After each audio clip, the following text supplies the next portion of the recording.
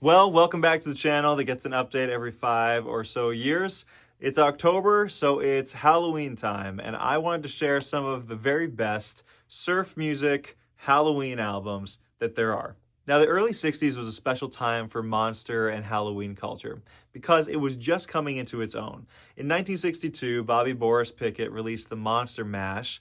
Then you had a whole flood of movies and TV shows that either resurrected old properties or introduce new ones. First of all, you had like all the Universal monster movies like Dracula, The Invisible Man, Frankenstein, and all of the combinations of those being shown on television for the first time. You had the Monsters or the Munsters TV series and the Addams Family TV series. You had Ghost of Mr. Chicken. You had Mad Monster Party. And the cross section between all of that and surf music was that the surf music just happened to coincide with the rise in the interest in all these old spooky horror characters. And you can even listen to the Monsters soundtrack and the Addams Family soundtrack. There's a lot of surf music influence, and it just kind of works. Surf music has kind of an eerie quality to it, or it can, that really lent itself well to being the soundtrack to these things. Almost inevitably, record labels started releasing monster and spooky and Halloween themed records that matched with what was going on in the culture at the time. So here's a couple of my favorites for you. Not all of these are explicitly Halloween. I'm going to try to prioritize, and I'll share with you at the end which ones that I would collect if I was just getting started into this. But this is a great place to start, and this is not going to be exhaustive. There's a lot of surf albums that just have like one or two tracks. I think of like Jan and Dean's Surfing Hearse. A couple of like the Sentinels albums, I think, have tracks that like are themed in a certain way that would match with this. I'm going to prioritize what I think are the best ones for value and just share with you some of my thoughts on them. So I'm going to start with what I consider is the best monster Halloween surf release. And it is this one right here. It's Monster Surfing Time by the Deadly Ones. Now, this album, the Deadly Ones, no one knows who they were. It's pretty agreed that the guitarist on this, Joe South, who wrote a lot of the music, was involved in the playing of this album.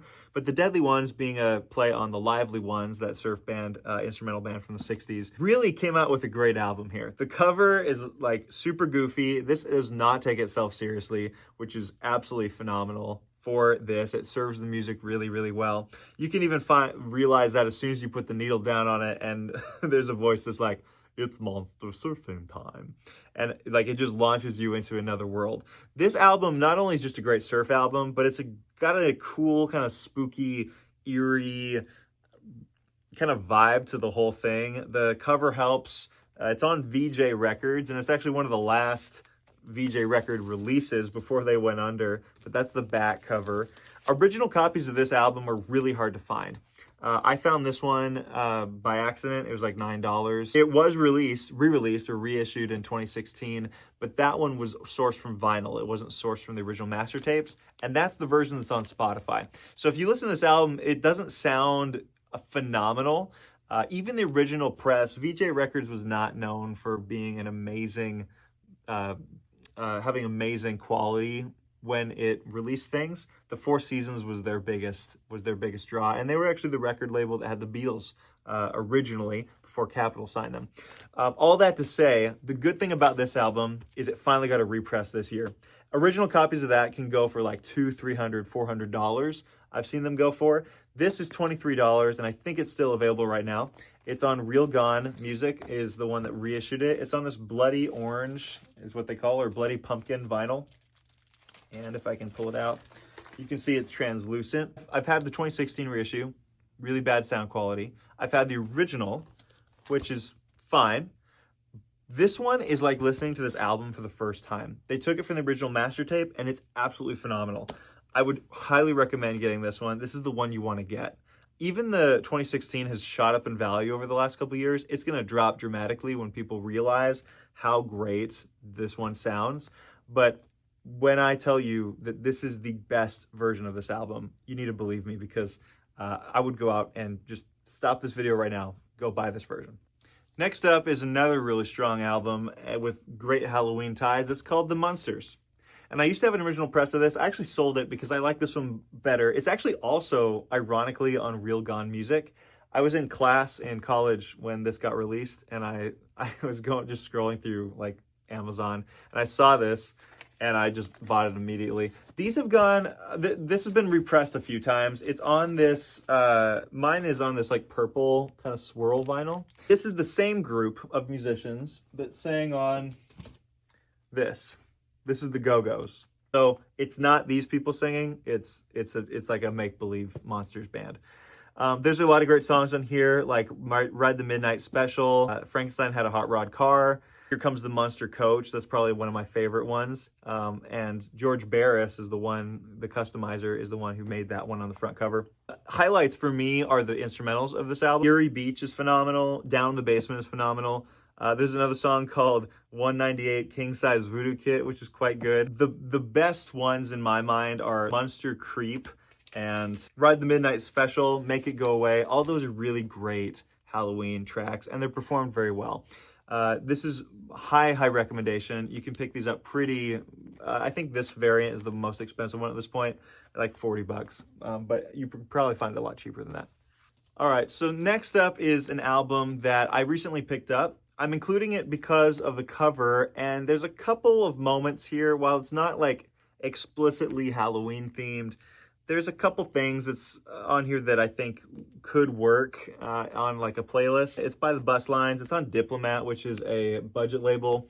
The source for this music, I don't know where it came from, but one of them is like a Latin kind of, some of the songs have a Latin feel. Some of them have like kind of an eerie organ feel.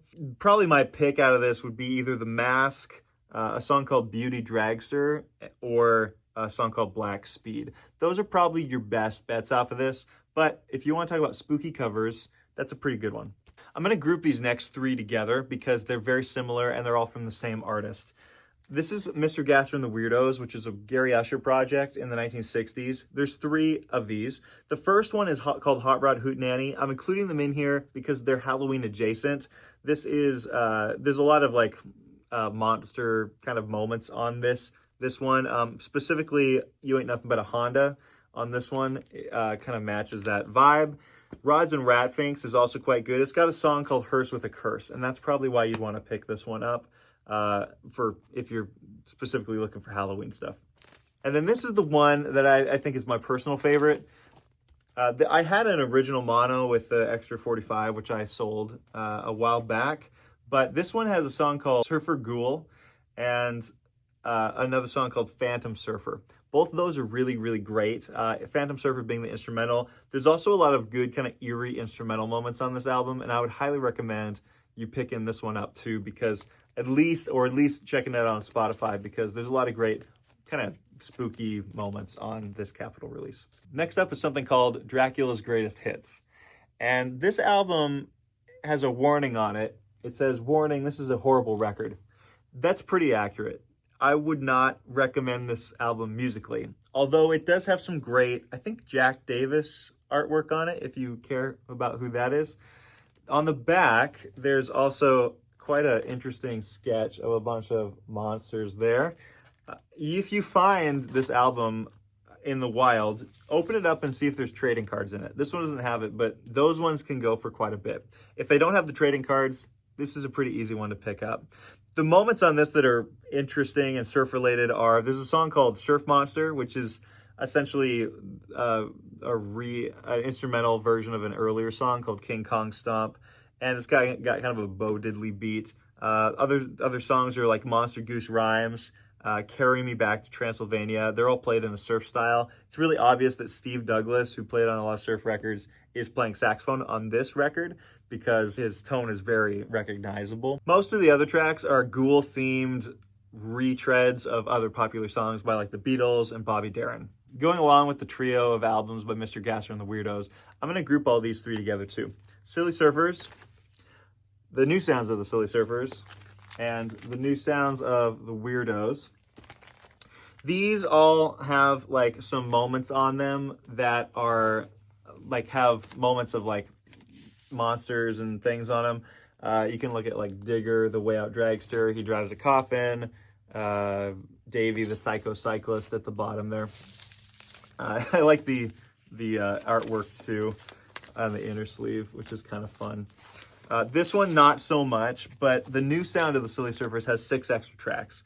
Hearse on the Safari is a really great surf track. There's another song called Monster Surfer Hanging 6 on this release, and just a couple like kind of kooky, creepy sound effects on it. The new sounds of the Weirdos has 6 extra tracks that aren't necessarily Halloween themed, but could be argued that they're Halloween adjacent.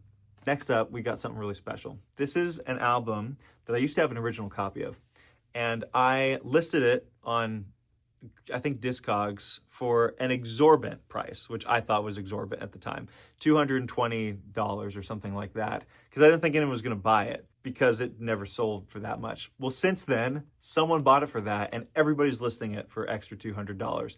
So I kind of blame myself just a little bit for the inaccessibility of this record, which was already extremely hard to find. I've not found one since, and thankfully, Real Gone Music, sounds like it's an ad for Real Gone Music. Real Gone Music this year reissued this album as well. And it's this, Monster Dance Party. This album is super kooky and super weird and super fun. You may know it from riboflavin flavored, non-carbonated, polyunsaturated blood. That is on a couple Halloween playlists. You should get this album for more than just that song.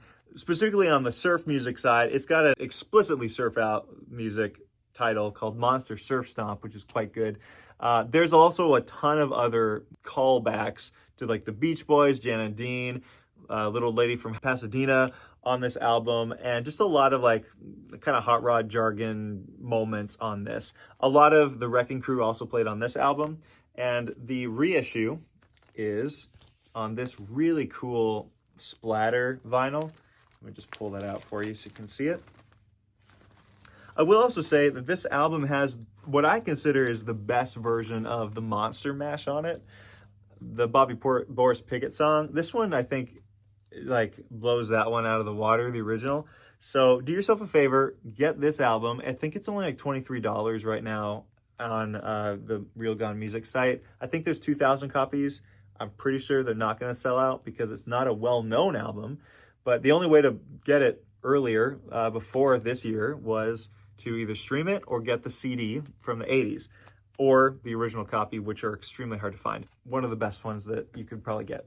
If you like the Munsters record, you're going to like this one because I am 90% sure that it's either from the same session or it's the same, at least the same players. The same people that played on this album or on this album. I'm almost 100% sure about this because the organ is the same, exactly the same. A lot of the licks are the same. Same with saxophone, same with the drums. It's called Drag Kings, and it's by Sonny and the Demons. If you were to take sound effects and put it on these songs, it would sound like a Halloween album. The music on here is extremely spooky. It's extremely eerie. It's extremely surfy and extremely vibey for the October month. I would definitely pick this up. It's not streaming anywhere. It's on United Artists Records. These come up every once in a while, but you won't be disappointed by this if you like the Monsters album. I'm going to go through a couple real quick, and then we got a big finale. One that I don't have right now is called, it's by a group called The Vampires, and I'm going to put a picture right here. That one is even harder to find than the original copies of the Monster Dance Party. Going down the route of instrumental albums that, if they had a different artwork on the cover, would definitely fit into Halloween music, The Ventures in Space. I just picked this up. I've been looking for a copy of this for forever, essentially, and I was waiting for a really clean copy. This is a really clean copy. It's in shrink. It's on the Liberty label, and it's got this really cool picture on the front of a couple in a Model T looking out over what I'm guessing is probably Los Angeles in 1964.